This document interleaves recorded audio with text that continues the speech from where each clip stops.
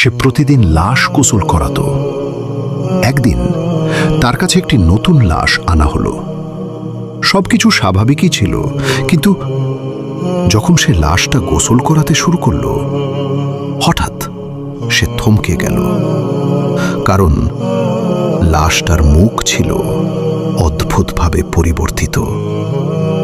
গোসল করানোর সময় তার মনে হচ্ছিল যেন কেউ তাকে দেখছে। তার হাত কাঁপতে শুরু করল।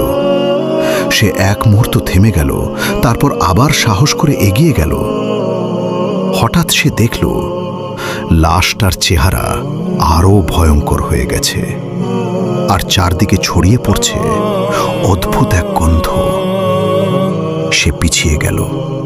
তার শরীর ঠান্ডা হয়ে গেল। সে আর কিছু বুঝতে পারছিল না। পরে সে জানতে পারল এই মানুষটা জীবিত অবস্থায় মানুষকে ঠকাতো, গোপনে গুনাহ করত, আর কখনো তাওবা করেনি। সেই জীবনের ফল তার মৃত্যুর পরও প্রকাশ পেল। তুমি এখনো বেঁচে আছো, নিজেকে বদলানোর সময় আছে, কারণ মৃত্যুর পর কিছুই লুকানো থাকে না।